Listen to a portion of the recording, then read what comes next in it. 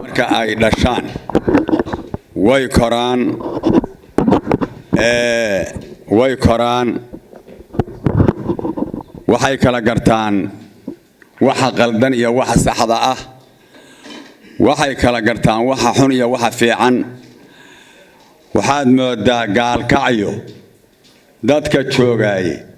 in ay joogaan 2093 inay wali marayaan waxaan laga korayn in la iska ilaaliyo amni darrada waxaan laga korayn in wiil dambiile ah oo dambi ku jira la yiraahdo shalo masaajid buu ka soo baxay waxaan laga korayn nin dambiila in laga daba tago waxaan laga korayn qofka eedaysanaha oo dambiilaha farta in lagu taago waxaan laga korayn amni darrada in laga midoobo waxaad moodaa intaas ilaa 90 iyo 93 ya hadda in levelkaas wali la taagan yahay wax shaqaynaya iyo wax dadka reer midug u baahan iyo wax anfacaya midna ma ahan waxaan rabaa inaan hadalka dul istaago war haddii amni la waayo nolol ma jirto waxaa la marahayaa niman bajaas jawata markii amni darradu badato qof walba atooru noqonaya shalay ma ahana daraad niman bajaaj wata oo bajaajka lambar taargadiisi warqad ku dhajiyay koolla ah ayaa dadkii waxay ka furanayeen mobiiladii qoryana waa wataan waa hubaysan yihiin cidda marka qoryaha wadata ee hubaysani waa ciidamo cid kale ma nin dhashiika wata suug wata muxuu ahaayey wata sakaawo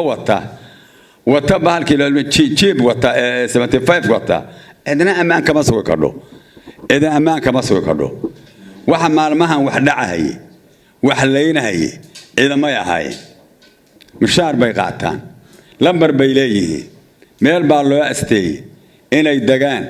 amniga ku sugaan ciddii looga baahdana looga yeerto oo amniga ay wax ka sugaan waa dhowr boqol oo nin magaaladan amnigeeda inay sugaan oo waxa ka jira ay ka dabargooyaan oo qamrada ka dabargooyaan oo amni darrada ka dabargooyaan waxa loo baahan yahay bay ahayd waxaad moodaa marka qaylaya masaajidku yiri laftigiisa bay ka yeedhalay haddii kuwii marka amniga sugi lahaa oo dadka u shaqayn lahaa la leeyahay ayaga wax faranayo wax dhacayo wax dilaya yaa amniga yaa ka shaqaynaya waa nasiib darro anoo waxaan leeyahay wiilka ama qori ha sido ama gaari ha saarnaado ama shacab ha ahaado oday baa dhalay namadoon buu leeyahay markii odayga iyo namadoonka ay yiraahdaan waajibka sharciga ha lagu fuliyo inta kale waa gabanaysaa halna suuroobi mayso sida hadda gaalkacyo ku jirto cid laga aqbalayaa ma jirto ciidamada waxay dhooban yihiin kuma meeshaan dhooban dalka inay ammaankiisa sugaan baa loogu talagalay haddii marka anagu amniga aan ka shaqayn weyno wallaahi ayaga imaanaya waa inii dhaarta ayagaa sugahaya hadda guddoomiye wuxuu yidhi doorashadii lama keeni karo oo ma imaan kadho oo amni daraan loo keeni karin guddoomiye ammaanku waa imaanaa ciidamaa la keenaya nabad sugid iyo boolis iyo muxuu ahaayey gorgor iyo danab baa la keenaa ammaankuna waa fulayaa laakiin maxaa la rabaa war annagu intaan nala soo gaarin aan isceebsanno intaan ugu soo gaarin ma dharka la dhaqa haddii wasaqi kugu taal dharka inaad dhaqataa waa muhim weeye dharka inaad mayrato war intaan nala soo gaarin dharka aan dhaqanno aan dharkayaga mayranno aan dantayada qabsanno aan shaqadayada qabsanno ammaankeenna aan suganno haddaa marka tiraahda nin kale dharka ii xiraaya ayadaad sugaysaa marka inta lagu xirahayo sug marka waxaan ku soo ururinayaa aan rabaa inaan taa uga baxo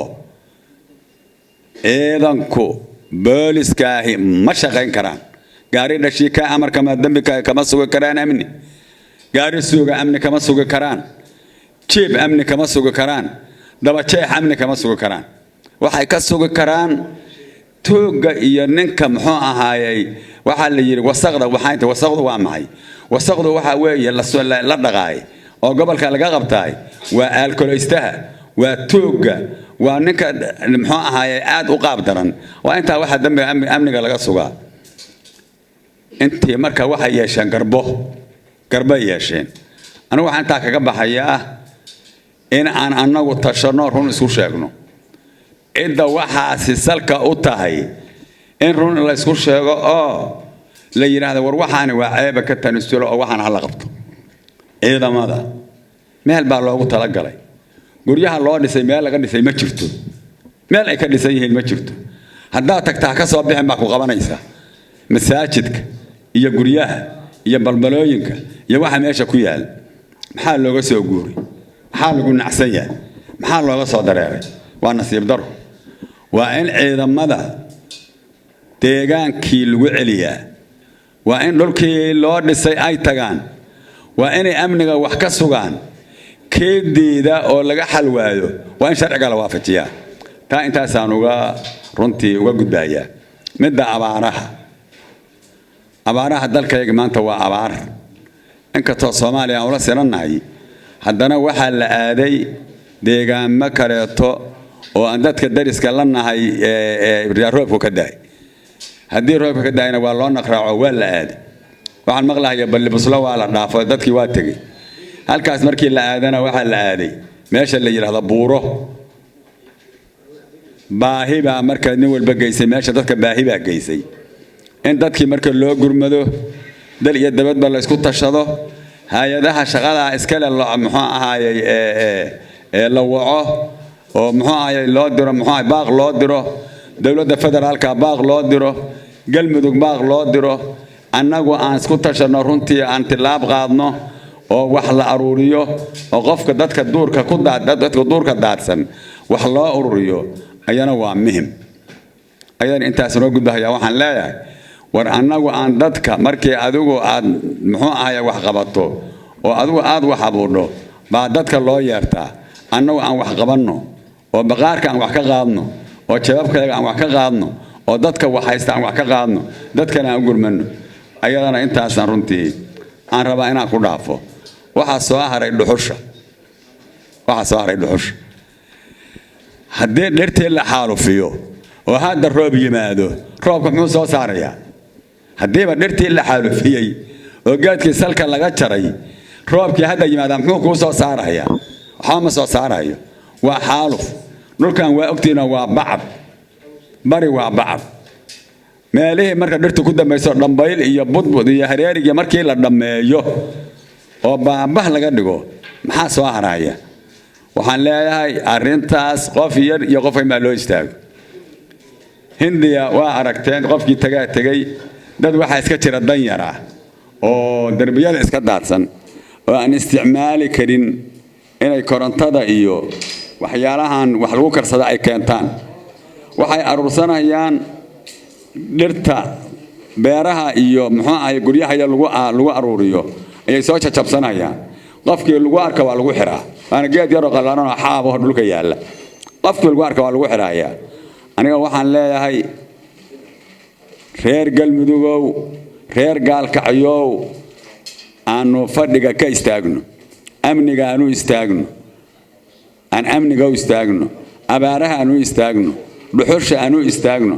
anu runta intaasaan ku soo ururinaya. Wassalaamu calaykum waraxmatullaahi wabarakaatuh.